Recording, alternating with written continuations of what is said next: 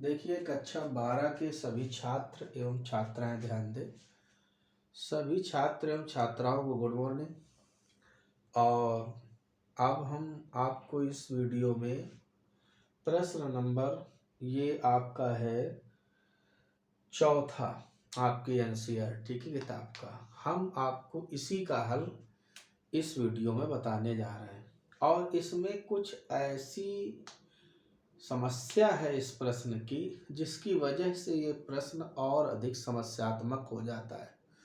वो बात ये है कि प्रश्न को छापने में कुछ त्रुटियां हो गई हैं। जैसे कि हम आपको बताएं, इस प्रश्न को हल करने में हमें इन मानों की आवश्यकता होती है और हमें ये मान प्रश्न में उपलब्ध नहीं है। तो अब हम आपको बता दें, जब भी कभी आपके एग्जाम में कभी कोई प्रश्न आएगा तो वो आपको इस प्रकार से असुविधा प्रदान नहीं करेगा। वहां पर आपको ये सारी वैल्यू दी जाएंगी जैसे जैसे आपको प्रश्न का हल ज्ञात करना होता है, क्योंकि ये मान कोई हम लोग याद तो कर नहीं पाते। जीरो अंश पता होता है 30, 45, 60, 90, 120, 150 ऐसे ऐसे मानों को निकाल सकते हैं, लेकिन हम लोग साइन 47, साइन 35, साइन 34 इन मानों को हम ज्ञात बिना किसी सारणी के नहीं कर सकते। या तो मोबाइल द्वारा आप लोग निकालें। तो फिलहाल पेपर में तो हमारे पास ये दो में से कुछ भी नहीं होता, नहीं तो पेपर ही बहुत सुविधाजनक हो जाए। तो अब हम ध्यान देते हैं। प्रश्न इस प्रकार से है कि चित्र ए तथा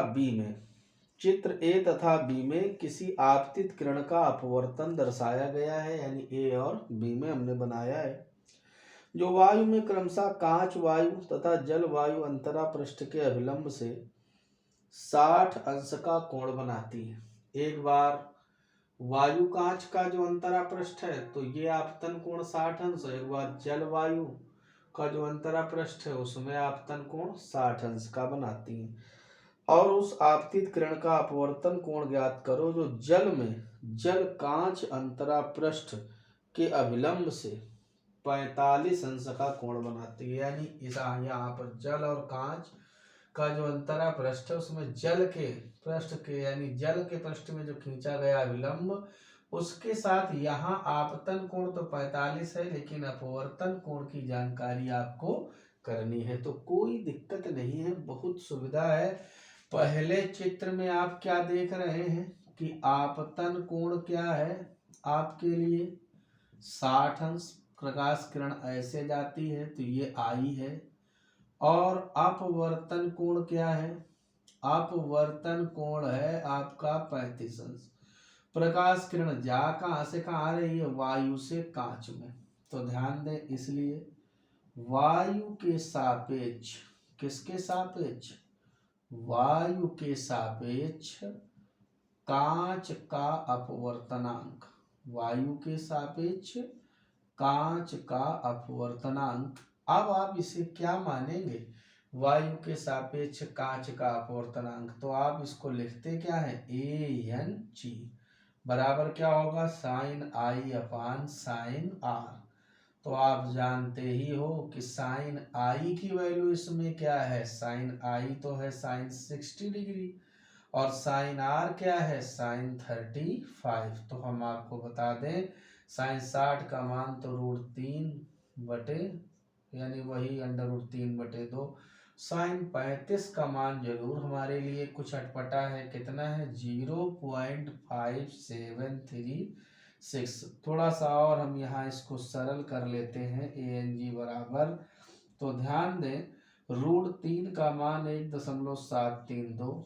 2 नीचे आ जाएगा, 2 का गुणा करा लो, 2 छक्का 12, 2 तिया 6 7, 2 सत्ते 14, 4 से लाग 1, 2 पंचे 10। ध्यान दें 4 अंक हैं, 2 छक्का 12, 2 तिया 6 7, 2 सत्ते 14, 4 से लाग 1 और 2 पंचे 10 और 1 11, यानी 1.1472 हमको ये मिल रहा है ANG। क्या मिलता है? अब हमें इसी को थोड़ा सा और जब हम इसको सरल करेंगे तो इसका हल लगभग हमें 1.51 मिलता है। कितना मिलता है ANG का, यानी 1.51। लेकिन हमारा काम यही से पूरा नहीं हो जाता है। कहोगे सर इसको निकाला क्यों, इसकी क्या आवश्यकता है ANG की। अरे जब जल के सापेक्ष कांच का अपवर्तनांक निकालेंगे ना तो हमें WNG की जरूरत पड़ेगी, और हम जब WNG निकालेंगे तो WNG बराबर क्या होता है ANG/ANW। तो हमें पहले वाले चित्र की मदद से किसका पता चला, ANG का। और अब देखिए वायु के सापेक्ष किरण कहाँ आ रही है, जल में। तो दूसरे चित्र से अगर आप देखोगे तो यहाँ पर दूसरे चित्र के लिए आपतन कोण तो वही है आपका, कितने अंश, 60 अंश। लेकिन अब अपवर्तन कोण कितना है, अब है आपका अपवर्तन कोण है 47 अंश। और प्रकाश किरण कहाँ से कहाँ तक जा रही है, चूंकि प्रकाश किरण कहाँ से, वायु से जल में प्रवेश कर रही है, वायु से जल में प्रवेश कर रही है। तो इसलिए वायु के सापेक्ष जल का अपवर्तनांक यानी ANW बराबर sin I/sin R। तो sin I की जगह sin 60, sin R की जगह sin 47। वही √3/2 sin 47 का ये मान 0.7314। अब हम ये देखते हैं कि √3 का मान तो 1.732, 2 का गुणा इसमें 2 चौको 8, 2 एकम 2, 2 तेज 6, 2 सत्ते 14, तो 1.4628। जब हम इसको सरल करते हैं तो 1.33, यानी हमें ANW भी पता चल गया, कितना आता है 1.33। देखिए हमने इसको रख तो दिया, लेकिन वास्तव में यहाँ पर हमें 1.33 प्राप्त नहीं होगा। कितना प्राप्त होगा हम आपको बता दें। इसका हल अभी हमने पहले निकाल के रखा था, क्योंकि कैलकुलेशन थोड़ा जटिल होता है तो वीडियो बनाने में समय लगता है। तो अभी हमने जब इसका हल देखा, अभी हमने जो कैलकुलेट करके रखा था, तो वो हमारा मान निकलता है 1.18। कितना निकलता है ANW का, 1.18। अब हमने ये देखा कि जब इसका मान है 1.18, कोई बात नहीं, तो बहुत आसानी से हम अपने प्रश्न इसके तीसरे चित्र में चले जाते हैं। तो यहाँ पर आप देखते हो कि आपतन कोण कितना है, आपतन कोण I बराबर है 45 अंश।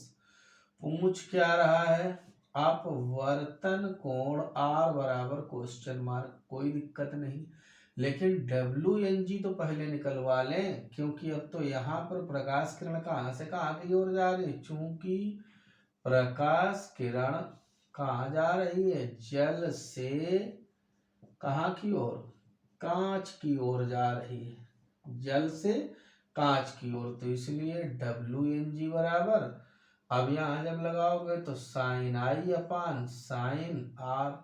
तो sin I क्या हो जाएगा, sin I की जगह तो 45, लेकिन R ही तो ज्ञात करना है। और WNG देखो पहले निकलवा लो ANG/ANW से। तो ANG आपने हल किया तो क्या निकला था बेटा, 1.51, और ANW क्या है 1.18। कोई बात नहीं।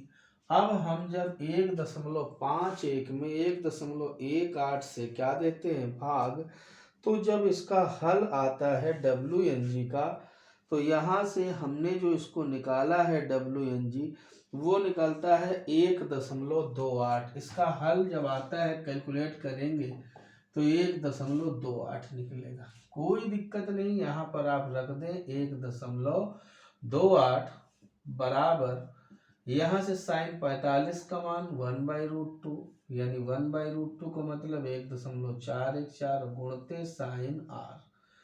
तो ध्यान दीजिए हमें तो ये मिल ही गया, तो यहाँ से sin R बराबर क्या आ जाएगा, sin R = 1/1.414 इंटू 1.28।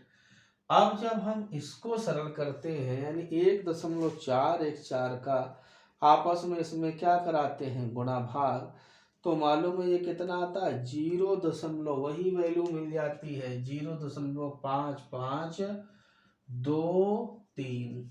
और ये मान आप समझते हो कितने का है, साइन 34 अंश का। यानी यहाँ से साइन आर बराबर साइन 34 अंश तुलना कर लेते हैं तो आर बराबर 34 अंश। भैया ये अब हमें जा करके कहीं प्राप्त हो सका है, तो ध्यान से इसको भैया देखें। प्रश्न बेहद आसान है, बस इस प्रश्न की समस्या कहाँ है, इन मानों से है। तो हमें परेशान नहीं होना है, पेपर में जब कुछ मिलेगा तो हमें ये सारे मान दिए जाएंगे, वो इस प्रश्न की व्यक्तिगत प्रॉब्लम है बच्चों, इसलिए हमें कोई तनाव अपने दिमाग में नहीं लेना है। सबसे पहले हमने पहले प्रश्न के मुताबिक अपवर्तनांक निकाल लिया, फिर दूसरे प्रश्न के WNG निकाल लिया, बाद में WNG बराबर बस sine i upon sine r. जैसे ही हमने किया हमें अपना कार्य पूरा में पूरा हो जाता है, यानी हमसे इस अपवर्तन कोण का मान ज्ञात हो जाता है, यानी हम लोग इसको पता कर लेते हैं। इस प्रकार से हमारे इस प्रश्न नंबर 4 का भी हल हमें प्राप्त हुआ। अब हम आपको इसके बाद प्रश्न नंबर 5वें का हल बताएंगे आप लोगों को, और प्रश्न नंबर 6वें का भी हल होगा उस वीडियो में। फिलहाल इस वीडियो में केवल यही प्रश्न होगा और इसको आप लोग विधिवत तैयार करें।